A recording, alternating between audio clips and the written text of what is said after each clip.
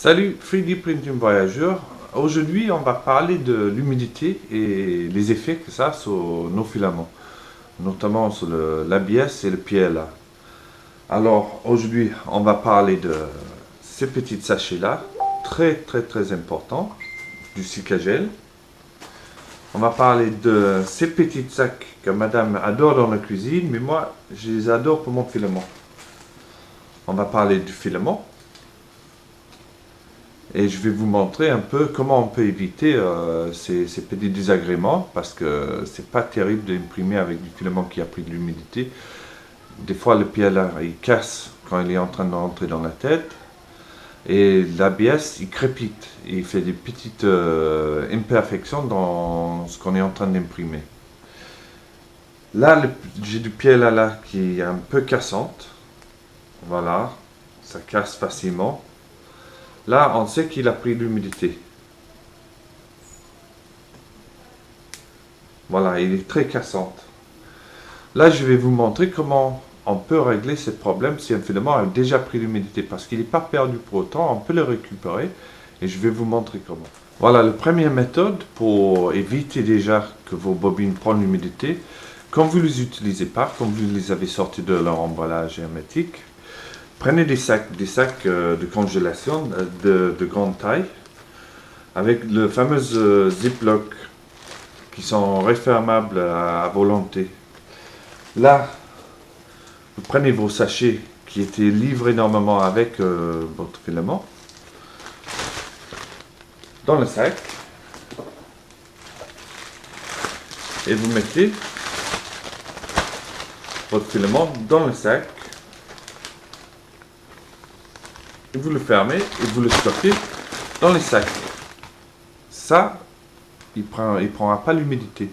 C'est mieux que de mettre dans un bac qui n'est pas hermétique, même si vous mettez le Sikagel. Ça coûte pas bien cher, ça prend pas de place, on peut empiler les bobines. Mais le truc, c'est très important, c'est de mettre le sachet de Sikagel avec.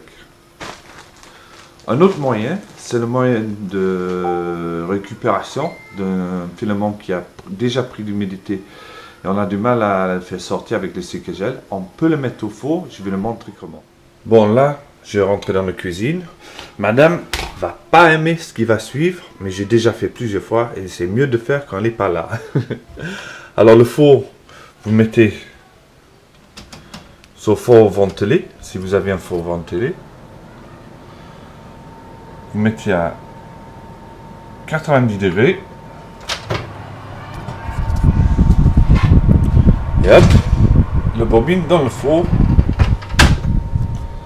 Et vous le laissez une bonne heure, même 1h30, 2 heures, ça ne fera pas du mal. Il ne faut pas dépasser les 90 degrés, on ne veut pas cuire non plus, on ne fait pas de gâteau. On sèche, en fait, on sèche le filament. Voilà pour la méthode au four. Voilà, et comment je stocke mes bobines. Ils sont tous dans le petit sac. En plus, comme ça, on voit les couleurs direct. Quand on cherche une couleur, on le voit directement. Les sacs, ça doit chercher pour une vingtaine de sacs. Il faut compter à peu près 5 €. Alors, ça va pas coûter très cher non plus. Et vraiment, ça marche. J'ai aucun problème d'humidité avec mes filaments. Il faut vraiment que je le laisse un bobine sur le porte-bobine pendant une semaine, voire plus, qui prenne l'humidité ambiante dans l'air. Mais s'il reste 2-3 jours, il n'y en a aucun problème d'humidité normalement. Voilà. Bon voilà, c'est la fin de cette vidéo. J'espère que ça vous a plu. J'espère que vous avez appris quelque chose sur l'humidité qui prennent nos filaments et comment l'éviter.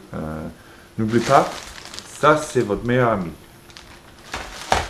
Voilà, alors comme d'habitude, si vous avez des questions, c'est en bas. Si vous avez des suggestions, c'est en bas aussi. J'espère que ça vous a plu. Si vous n'êtes pas déjà abonné, abonnez-vous. Hein. Il y aura encore plusieurs vidéos à venir. Et j'espère que cette chaîne va évoluer, devenir mieux en mieux avec vous. Hein. C'est votre chaîne. C'est pour vous que je fais ça. Aussi pour moi parce que j'aime faire ça. Voilà. Ok, à bientôt. Et entre deux, print bien.